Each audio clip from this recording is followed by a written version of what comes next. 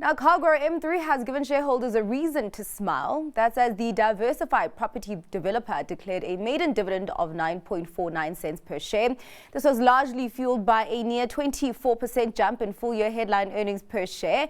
And joining me now is the company's CEO, Wikus Lategan. Thank you so much for your time, Wikus. Now, just lay out the building blocks of your growth, as I see that there are quite a number of outstanding metrics in your financials, including a record earnings, and also your gross profit margin was above your normal range, and you also declared your first dividend. I think what's important in Calgro's case is that we set out a plan a few years ago to say, how do we turn Calgro around? How do we move forward? And how do we create sustainability? At that stage, we tagged it #sustainable actions. And that's what's starting to delivering. And over the last 3-4 financial periods, you would see that we consistently delivered on those goals we set out ourselves. And almost my message today to shareholders in my results presentation was, we stuck to the plan. With a small twist, we keep listening to our consumers, we keep listening to our clients, and we keep learning all the time. Because you also shouldn't get too set in your ways. But through all of that, during the last 12 months, firstly on our development business, we've been able to sell our highest ever number of houses and transfer to the consumer. It's a man in the street buying a house from us. And more than 90% of our homes were end user consumer. So not the traditional, more public sector, social housing and student housing where we specialized. That, of course, is not a strategy to move away from that, but just where market demands sit. So that will all be added in future, and that will also drive some good revenue growth if you look at our pipeline. On our Memorial Park business, we always set ourselves to say that's not an income statement goal. That's more to drive cash flows, to pay for all the group administrative expenses for the group and development business, a full group. And we currently, if you reverse the non-cash items, roughly 78% there. So we hope to be there in the next 12 months.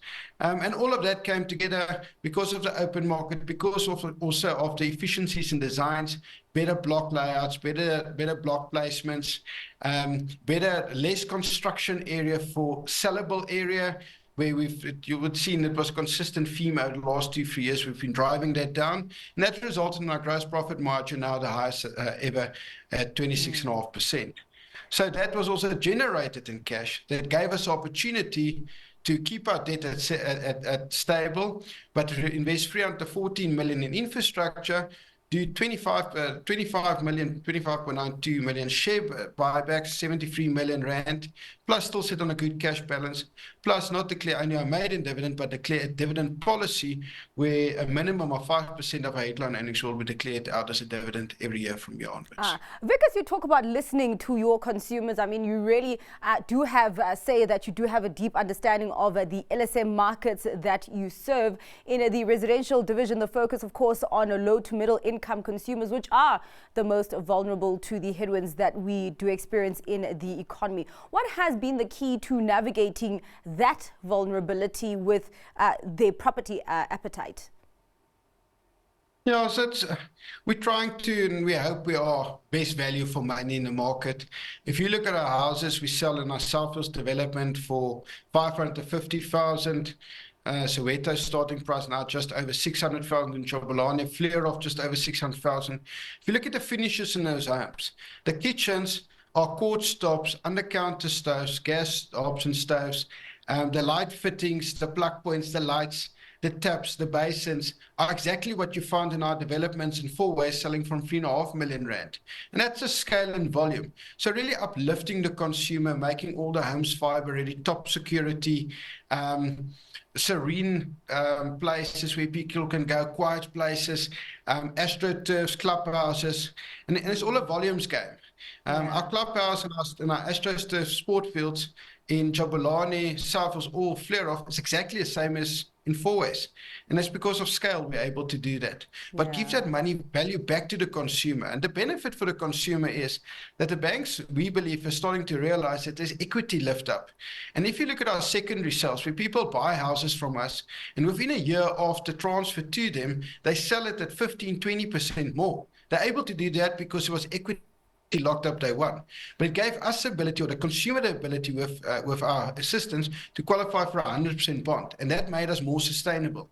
Yes, we can add that margin, we can make a bit more money, but then the reality is a consumer won't qualify for a 100% home loan and we won't have a client, so we're not sustainable. So it's about that balancing act, we believe. If you look at our Memorial Park business, on the other hand, it's our lay-by offering where we're now offering clients 24-month interest-free to pay. And we'll give them their money back if they stop paying. So also that final resting place, just more affordable. Yeah, it's really quite interesting also looking at those metrics there in the Memorial Parks division, really seeming that you've applied enough flexibility, sensitivity and caution around that in this kind of environment. I mean, just as we close off the conversation, Wikus, I mean, what are the growth triggers that you are banking on in the short to medium term? Yeah, so we as Calgro are consistently looking how can we service the lower LSM levels in South Africa better. It's all our drive to our small little way to erode inequality, which we believe is the biggest threat to South Africa of everything. And we're currently busy with developing products that will come to market below 400,000 and below 500,000 respectively. And if you look at that, you service literally 2-3 levels down in the LSMs. And that's where currently no one is playing.